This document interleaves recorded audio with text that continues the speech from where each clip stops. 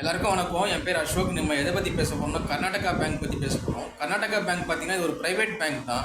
இந்த பேங்க்கில் பார்த்தீங்கன்னா ரொம்ப மேனேஜ்மெண்ட் இஷ்யூஸ் போயிட்டு இருந்தனால இந்த ஸ்டாக் பார்த்தீங்கன்னா இறங்கிட்டே இருக்குது. பார்த்தீங்கன்னா 243 வரையும் ஹை போயிருக்கு. ஆனால் இப்போ ரீசெண்டாக பார்த்தீங்கன்னா ஒரு 3 வீக்ஸ் முன்னாடி பார்த்தீங்கன்னா ஒரு 200 ட்ரேட் ஆகிட்டு இருந்தது. அப்புறமா இந்த பேட் நியூஸ் இது மாதிரி சிஇஓ இன்னும் அப்பாயிண்ட் பண்ணல, பிரச்சனை மேனேஜ்மெண்ட் இஷ்யூஸ்னு சொல்லிட்டு மீடியாவெல்லாம் பேசிட்டு இருந்ததுனால இந்த ஸ்டாக் இறங்க ஆரம்பிச்சிச்சு, எல்லாம் விற்க ஆரம்பிச்சிட்டாங்க. அப்புறம் பார்த்தீங்கன்னா இந்த ஸ்டாக் 169 வரைக்கும் வந்திருக்கு.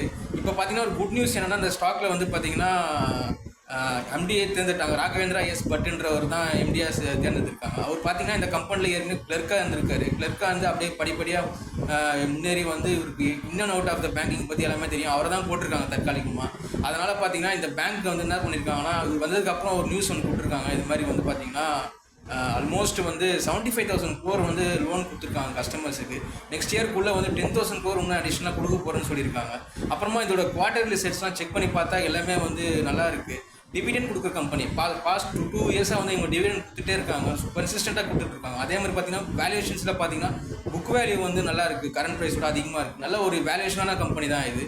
இந்த கம்பெனியில் எல்லாரும் ரேடாரில் வைங்க. இந்த கம்பெனி கண்டிப்பாக ஒரு நல்ல ஒரு ரிட்டர்ன்ஸ் கொடுக்கும்னு என்னோட அனாலிசிஸ். ஏன்னா இது புக் வேல்யூ பார்த்தீங்கன்னா ரொம்ப அண்டர் வேல்யூ இருக்குது. ஸோ தாராளமாக அதில் இன்வெஸ்ட் பண்ணலாம். அப்புறம் பார்த்தீங்கன்னா எஃப்ஐஸ் பார்த்தீங்கன்னா இந்த கம்பெனியில் ஸ்டேக்கை இன்க்ரீஸ் பண்ணிகிட்டே இருக்காங்க. அப்புறம் பார்த்தீங்கன்னா கடனும் கம்மியாக இருக்குது. ஸோ இந்த ஸ்டாக்கில் தாராளமாக இன்வெஸ்ட் பண்ணலாம். ட்ரேடர்ஸ்க்கு இன்வெஸ்டர்ஸ்க்கு நான் தான் சொல்கிறேன், இது லாங் டைமில் வைங்க. ஸோ இந்த வீடியோ பிடிச்சிருந்தா லைக் பண்ணுங்கள், ஷேர் பண்ணுங்கள், கமெண்ட் பண்ணுங்கள், சப்ஸ்கிரைப் பண்ணுங்கள். தேங்க்யூ.